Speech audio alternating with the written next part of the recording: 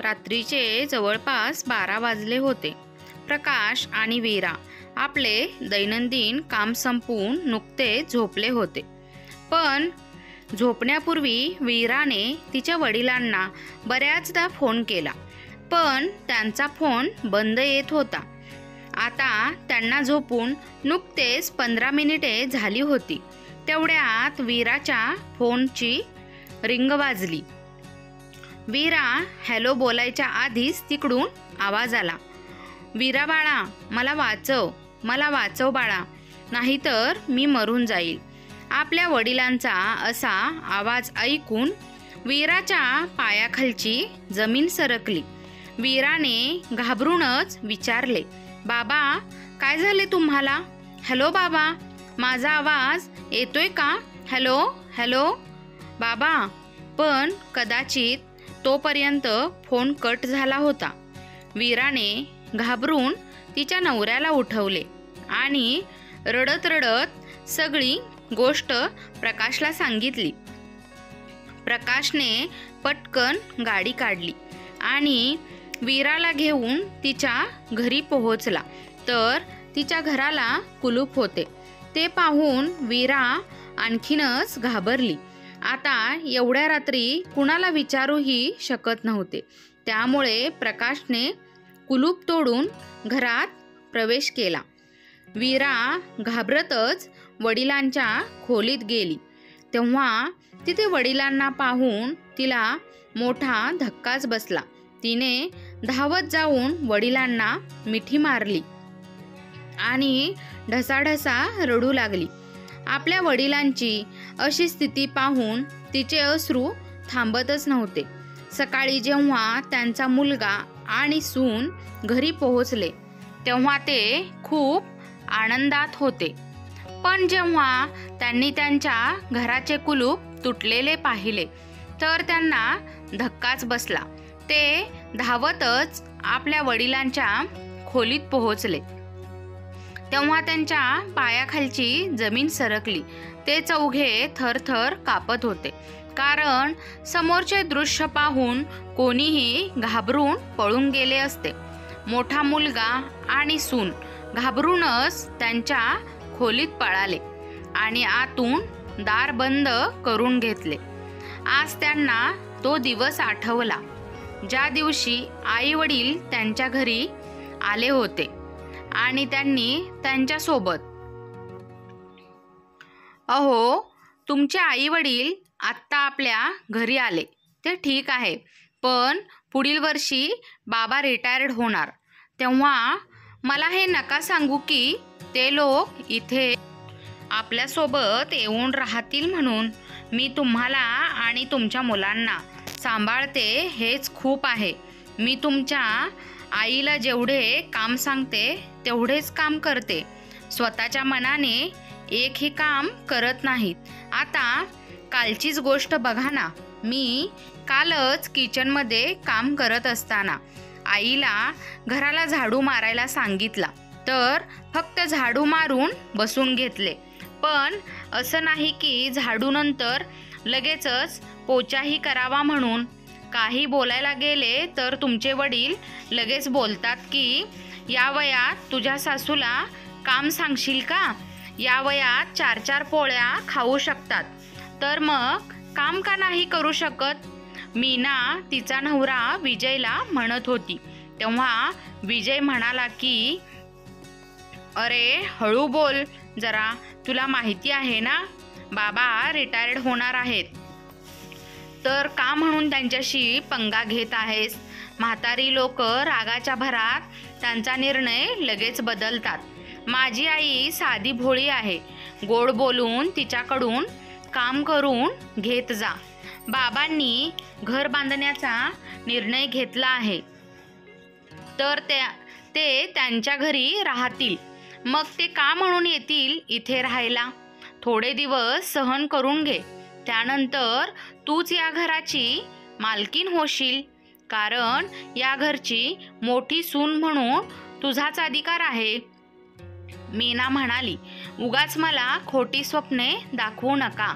माझ्या आई वडिलांनी मला हेच सांगितले होते, पण तुमच्या आईने चांगले चांगले दागिने बनवून त्यांच्या मुलीला दिले आणि सेवा मात्र माझ्याकडून करून घेतात। मी तुम्हाला आधीच सांगून ठेवते की जर त्यांनी घरची कामं केली नाहीत तर त्यांची उद्याची तिकीटं काढून आणा, नाहीतर मी माझ्या माहेरी निघून जाईन। मीना बडबडत निघून गेली। संध्याकाळी मीना तिच्या सासूला म्हणाली की आई, फक्त देवाला दिवा दाखवून घरची कामं होणार नाहीत, जरा हातपाय हलवा आणि घरची कामंही करायला घ्या। दुपारची भांडी पडली आहेत, जाऊन तेवढी भांडी घासून ठेवा, तेव्हाच तर मी रात्रीचा स्वयंपाक करणार। तेव्हा मीनाचे सासरे अशोकजी म्हणाले, सुनबाई, घरी क्वार्टरमध्ये फक्त 2च माणसांची भांडी घासायची असतात, पण इथे खूप जास्त आहेत, शिवाय तिचे गुडघेही दुखत आहेत। तुझी हरकत नसेल तर मी भांडी घासून देऊ का?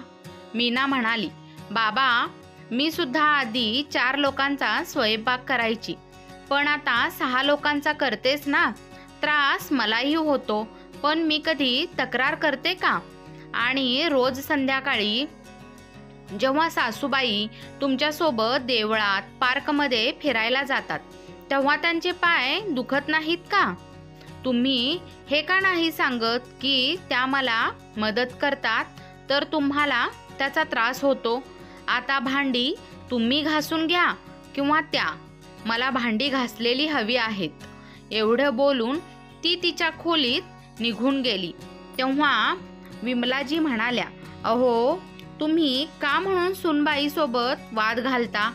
तिचेही म्हणणे बरोबर आहे, आपण इथे राहत आहोत तर तिचेही काम वाढलेच की, आणि असेही उभे राहूनच भांडी घासायची आहेत।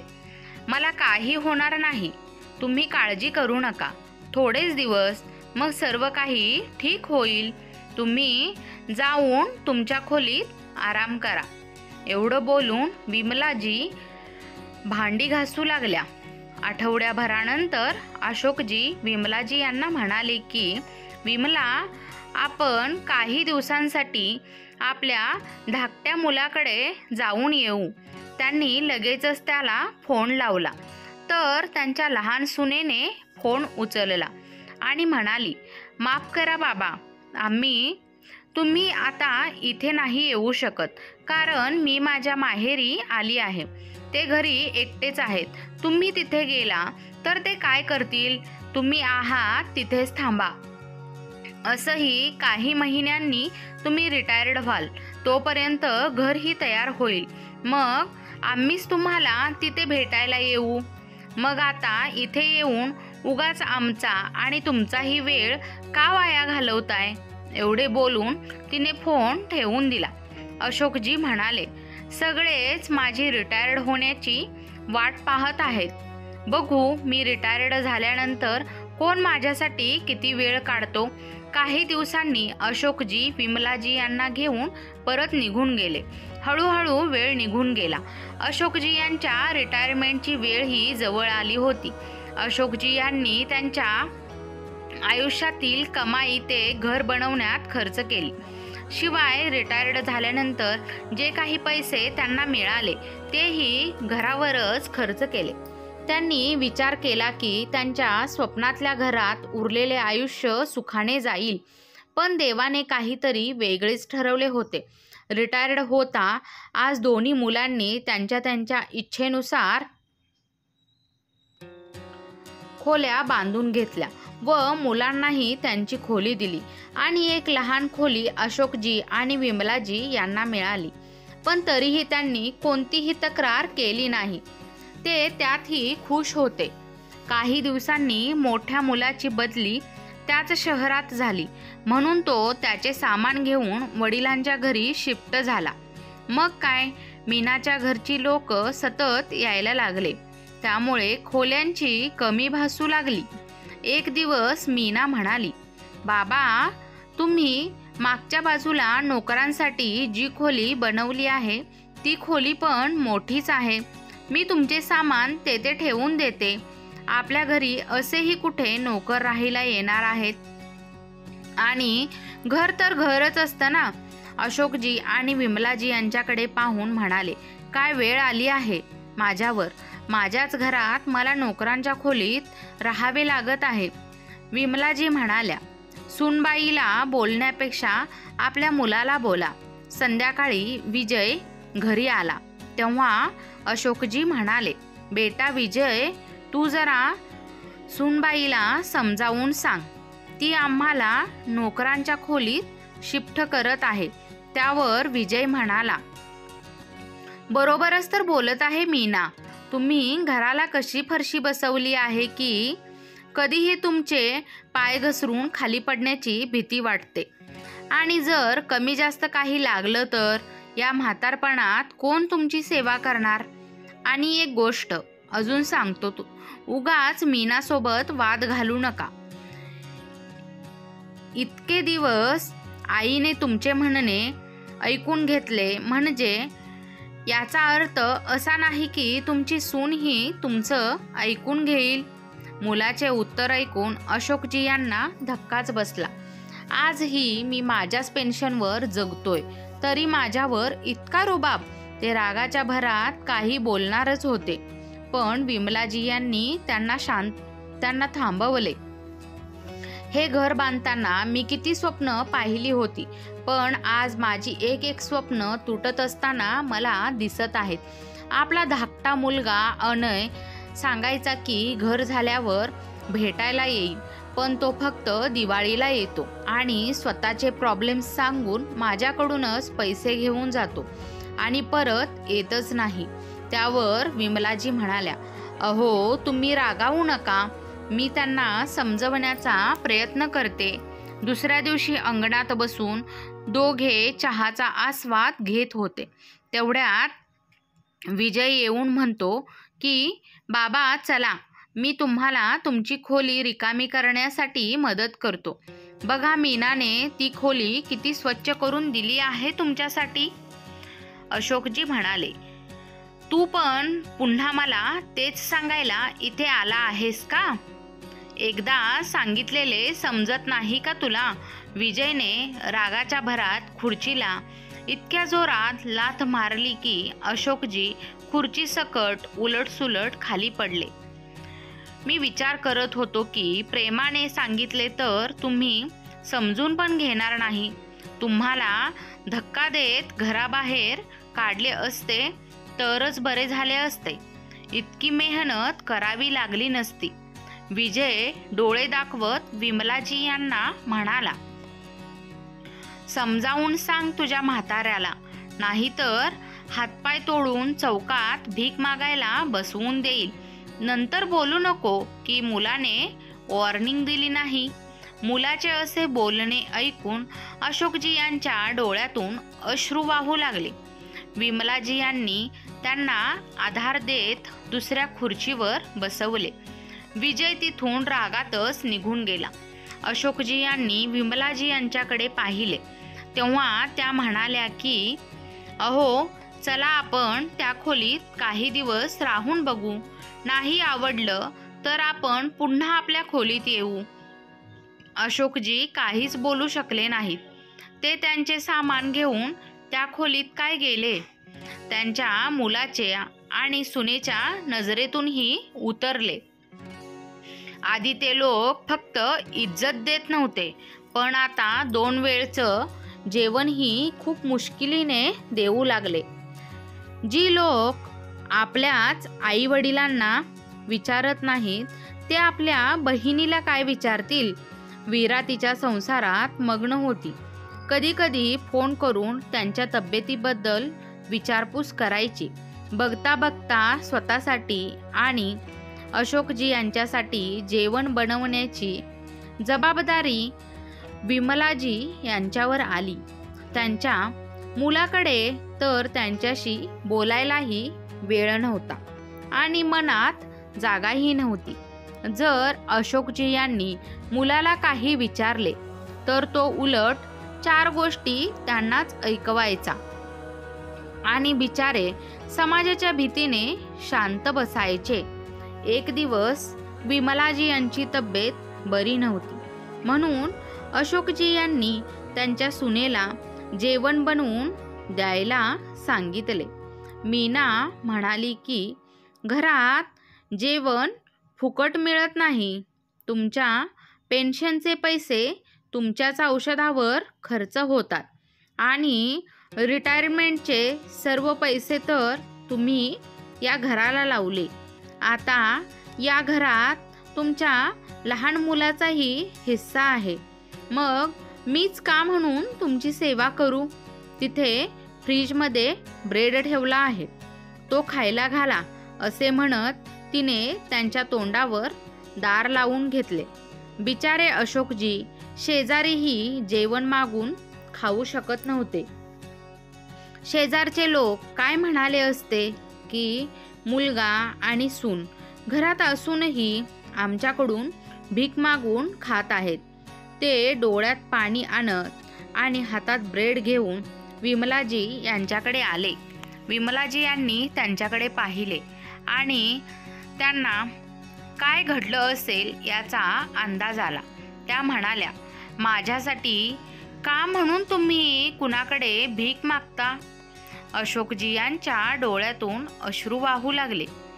विमलाजी म्हणाल्या, तुम्हाला अशा स्थितीत पाहून मी तिथेही सुखाने नाही राहणार. फक्त एकदा शेवटचं मला तुमच्या हाताने पाणी पाजता का? अशोकजी विमलाजी यांच्या हातात हात घेऊन रडतच म्हणाले की विमला, असं बोलू नकोस. मी तुझ्या विना कसा जगू? या जगात माझं आपलं असं कुणीही नाही. अशोकजी यांनी विमलाजी यांच्या तोंडात पाण्याचा एक घोट टाकला. त्यांनी त्यांचे डोळे कायमचे बंद केले. अशोकजी यांनी त्यांच्या मुलीला फोन केला. वीरा घाबरूनच विचारू लागली, काय झालं बाबा? एवढ्या रात्री फोन केलात? अशोकजी म्हणाले, वीरा, तुझी आई आपल्याला कायमची सोडून निघून गेली. आता मलाही जायचं आहे. वीराला काही सुचत नव्हतं. ती मोठमोठ्याने रडू लागली. तिचा आवाज ऐकून प्रकाश झोपेतून जागा झाला आणि वीराला विचारू लागला, काय झालं वीरा? ती म्हणाली, प्रकाश, गाडी काढा. आई आपल्याला सोडून निघून गेली आहे.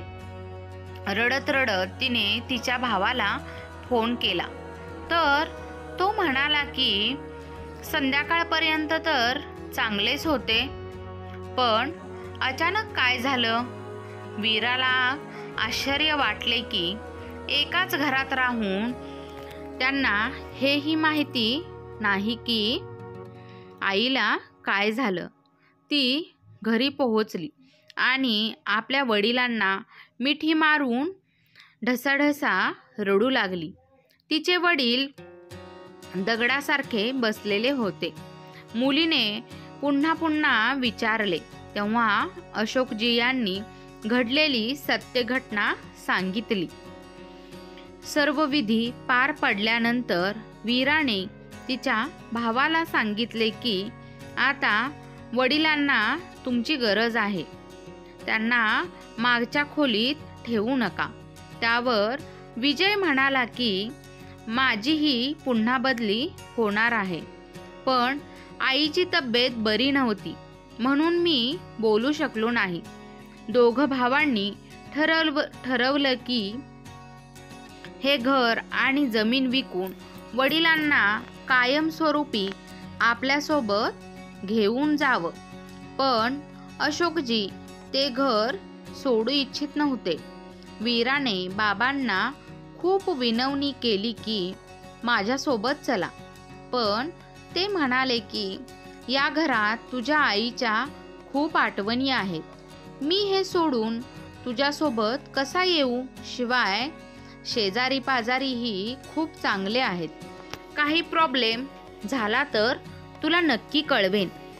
इतकं बोलून सगळे ज्यांच्या त्याच्या घरी परतले. आता अशोकजी आजारी राहू लागले. 2-3 दिवसापासून त्यांची तब्येत जास्त खराब राहू लागली. मुलाला आणि सुनेला सांगितले तर त्यांनी दुर्लक्ष केले. ते 2-3 दिवस झाले जेवलेही नाहीत आणि त्यांच्या खोलीतून बाहेरही पडले नाहीत. ते खूप अशक्त झाले होते. त्यांना त्यांचे हातपाय देखील हलवता येत नव्हते. तेवढ्यात त्यांचा मुलगा त्यांच्याजवळ येऊन म्हणाला की, बाबा, आम्ही आज रात्री बाहेर जात आहोत. मुलांनाही बरे वाटेल. तेव्हा अशोकजी म्हणाले की, माझी तब्येत बरी वाटत नाही. आता कुठेही जाऊ नका. माझ्या आजूबाजूलाच राहा. कधी शेवटचा श्वास घेतला जाईल सांगता येत नाही. मुलगा म्हणाला, बाबा, म्हणजे आम्ही तुमच्या मरणाची वाट बघत बसू का? कुठे जाऊ नको का? आम्हाला आमचं आयुष्य आहे की नाही? तर मीना म्हणाली, अहो चला, तुम्ही कुठे यांचं ऐकता? यांची रोजचीच नाटकं आहेत ही. एवढं बोलून मुलगा आणि सून तिथून निघून गेले. अशोकजी मागून आवाज देऊ लागले, पण त्यांनी मागे वळून पाहिले नाही. शिवाय बाहेर जाताना घराला कुलूपही लावून गेले. अशोकजी बिचारे खूप रडत होते. त्याच रात्री अचानक त्यांच्या छातीत दुखू लागले. मुलाला बऱ्याचदा फोन केला, पण त्याने जाणून बुजून फोन उचलला नाही. तेव्हा त्यांनी मुलीला फोन केला व त्यांची मुलगी एका आवाजावर धावत आली. पण तोपर्यंत अशोकजी कायमचे त्यांच्या बायकोकडे निघून गेले होते. तेव्हा अचानक वीराची नजर त्यांनी लिहिलेल्या चिठ्ठीवर पडली. प्रकाशने ती चिठ्ठी वाचायला सुरुवात केली. त्यात लिहिले होते की, मी काही महत्त्वाची कागदपत्रे माझ्या वकिलाकडे ठेवली आहेत. तुझ्या भावांनाही याबद्दल सांग, पण पुढे तेच कर जे मी या चिठ्ठीत लिहिले आहे. त्यांनाही कळायला हवे, बाप बापच असतो आणि जेव्हा स्वतःला त्रास होतो तेव्हा बाप काहीही करू शकतो. वीरा हे ऐकून खूप रडू लागली, कारण आठवड्यापूर्वी वीराने त्यांना खूप चांगले जेवण भरवले होते.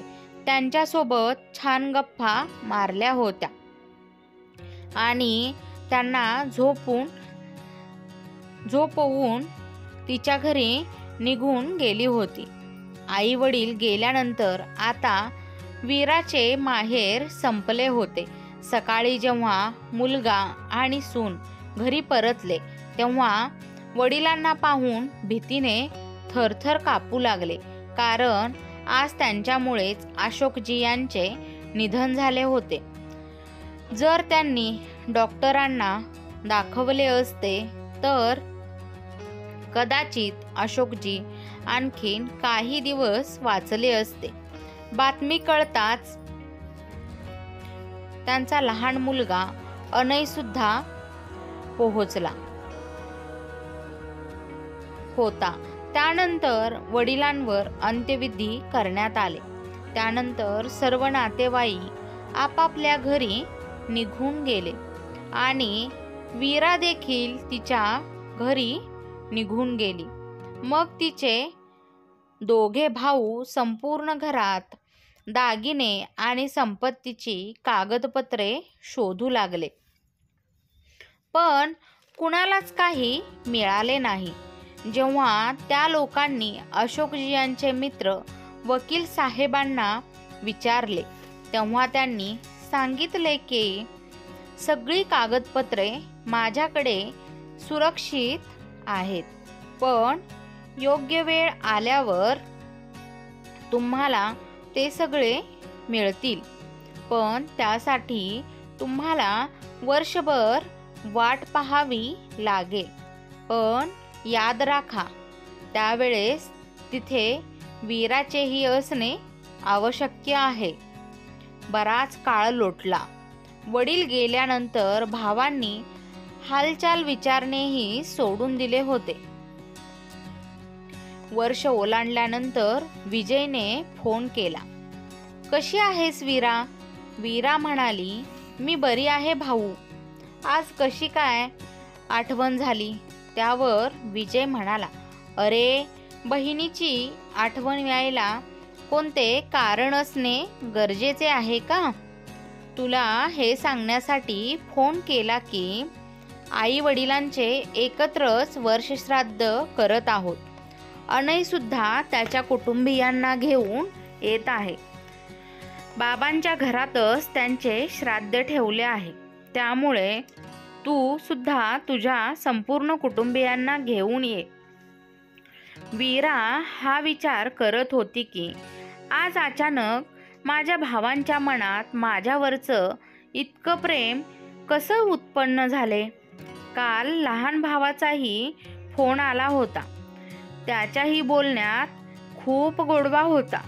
वीराला आश्चर्य या गोष्टीचे होते की ज्या आईवडिलांचा जिवंत असताना सतत अपमानास्पद वागणूक दिली, आज सगळ्यांना एकत्र बोलवून त्यांचे श्राद्ध करत आहेत. संध्याकाळी जेव्हा प्रकाश घरी आला तेव्हा वीराने त्यांच्याकडे आपले मन हलके केले. तिला त्या सगळ्या गोष्टी आठवू लागल्या. जेव्हा तिचे दोघे भाऊ वेगवेगळे राहत होते तेव्हा आपल्याच आई वडिलांसाठी त्यांच्याकडे टाईम नव्हता. आणि जेव्हा कधी ते त्यांच्या घरी जायचे तेव्हा त्यांना 2 वेळचे जेवणही सुखाने कधी दिले नाही. आणि मी जर काही बोलले तर ते मलाच ऐकवायचे की तूही त्यांची मुलगी आहेस, मग तू का नाही त्यांची काळजी घेत? प्रकाशने मला बऱ्याचदा सांगितले की वीरा, तू आई बाबांना इथे आपल्या घरी राहायला घेऊन ये. पण मी त्यांना सांगितले की अहो, तुम्हाला कसं कळत नाही? आई ऐकणार नाही आणि समाज काय म्हणेल. आई या सगळ्या गोष्टीचं टेन्शन घेत असते. बाबा त्यांचे मन माझ्याकडे बोलून हलके करतात. आता मला हे कळत नाही की ते लोक आज आपल्याला तिथे का म्हणून बोलावत असतील, आणि तेही इतक्या आदराने. तेव्हा प्रकाश म्हणाला की आपल्याला बाबांची इज्जत समाजात राखून ठेवण्यासाठी तरी तिथे जावेच लागेल. तू काळजी करू नकोस. मी ऑफिसला रजा घेतो आणि मग आपण तिथे जाऊया. 2 दिवसांनी प्रकाश आणि वीरा आपल्या भावाच्या घरी पोहोचले. श्राद्ध खूप चांगल्या प्रकारे पार पडले, कारण सगळ्यांना आशा होती की आज त्यांना खूप पैसे मिळणार. तर वीरा तिच्या आई वडिलांच्या आठवणीत खूप रडत होती. सगळे गेल्यावर वकील साहेबांनी सगळ्यांना एकत्र बोलावले. वीरा आणि प्रकाश त्यांच्या घरी जाऊ लागले तेव्हा वकील साहेबांनी त्यांनाही थांबवले आणि म्हणाले की नाही जावई बापू, तुम्ही असे जाऊ शकत नाही, कारण इथे तुमची उपस्थिती आवश्यक आहे.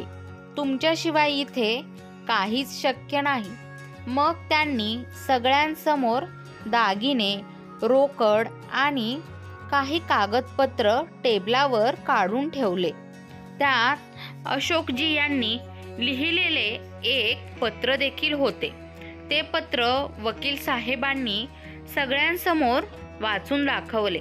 दागिने आणि FD वीरासाठी आहे. माझे हे मोठे घर विमला बालाश्रम आणि वृद्धाश्रमासाठी आहे आणि त्याची जबाबदारी प्रकाश आणि वीरा यांना दिली जावी. कारण ज्या मुलांना स्वतःच्या आईवडिलांना सांभाळता आले नाही ते इतर लोकांना काय सांभाळणार. मी त्यांना या शेवटच्या जबाबदारीतूनही मुक्त करत आहे.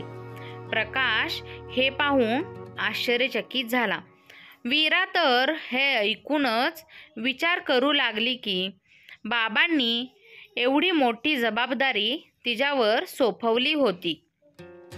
आता मीना रागातच म्हणाली की अच्छा, तर त्यांना नोकरांच्या खोलीत काय शिफ्ट केले तर त्यांनी मरता मरता या गोष्टीचा बदला आमच्याकडून असा घेतला.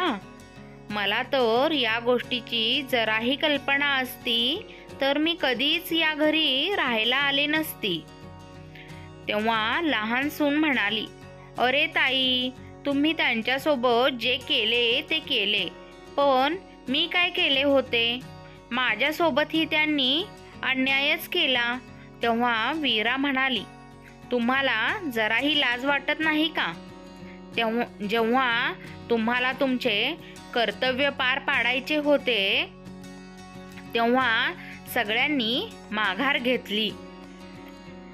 एकीने कडू शब्द बोलून टोमणे मारून त्यांना जेमतेम 2 वेळचं जेवण दिले, तर दुसरीने प्रत्येक वेळी काही ना काही कारणाने आपल्या जबाबदारीतून हात झटकले आणि आज त्यांच्या या निर्णयावर बोट ठेवत आहात.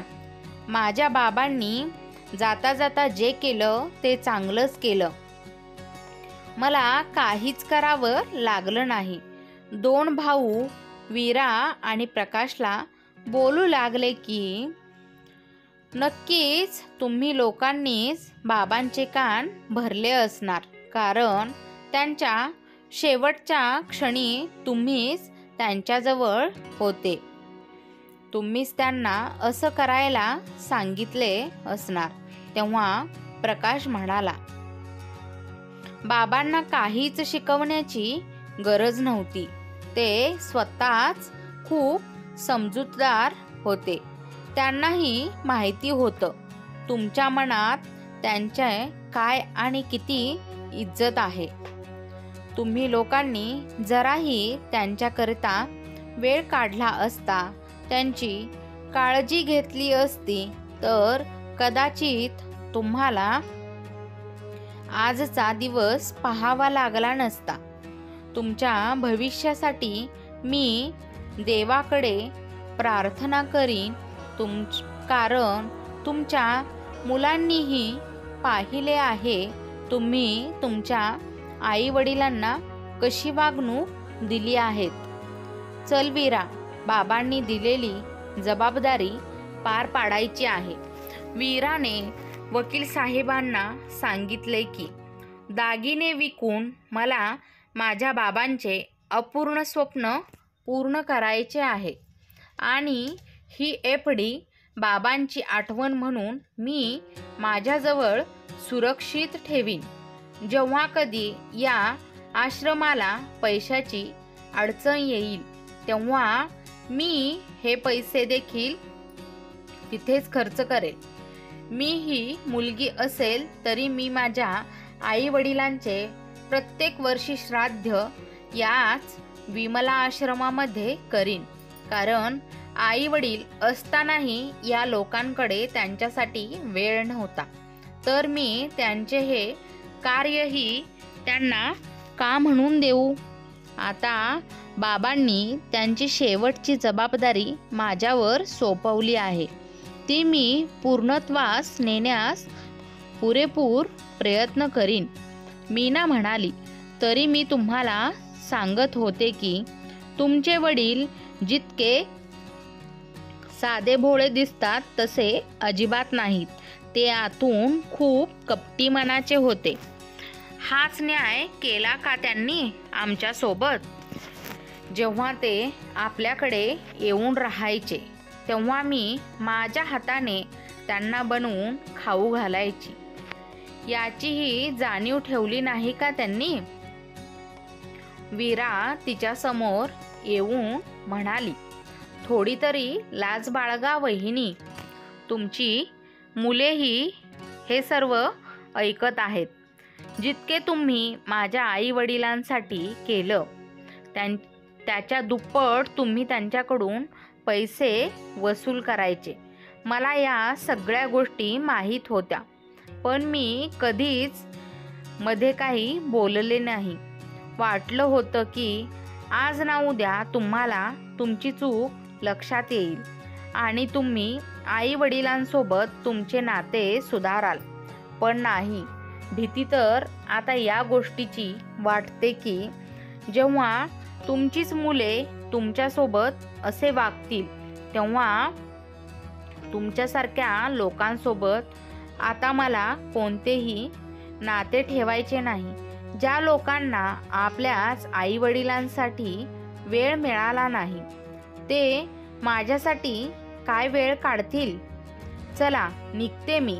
असे बोलून वीरा तिच्या वडिलांचे स्वप्न पूर्ण करण्याच्या दिशेने वाटचाल करू लागली. वेळ गेला आणि त्या लोकांसोबतही तेच झाले जे त्यांनी त्यांच्या आई वडिलांसोबत आणि आपल्या सासू सासऱ्यांसोबत केले होते. मुले मोठी झाली आणि त्यांच्या मॉडर्न बायकांनी त्यांच्या सासू सासऱ्यांना घरातून हाकलून वृद्धाश्रमात पाठवून दिले. आज ते चौघेजणही वृद्धाश्रमात जेमतेम आपले दिवस काढत आहेत. मित्र आणि मैत्रिणींनो, म्हणतात ना, कर्माची गती कोणालाही चुकली नाही. इथेच कर्म करायचे आणि इथेच फेडून मगच जायचे. ती म्हण बरोबर आहे. जैसी करणी वैसी भरणी. त्या चौघांनाही त्यांच्या कर्माची फळे मिळाली आणि शिक्षाही. तर मित्र आणि मैत्रिणींनो, आजची कथा तुम्हाला कशी वाटली? कथा आवडली असल्यास चॅनलला लाईक, शेअर, सबस्क्राईब नक्की करा आणि वेळात वेळ काढून कथा ऐकल्याबद्दल, वाचल्याबद्दल तुम्हा सर्वांचे मनपूर्वक धन्यवाद. जो कोणी चॅनलवर नवीन आला असेल किंवा पहिल्यांदा चॅनल पाहत असेल तर आवर्जून चॅनलला नक्की सबस्क्राईब करा आणि असेच नवनवीन व्हिडिओ कथा ऐकण्यासाठी चॅनलला आजच सबस्क्राईब करा. धन्यवाद.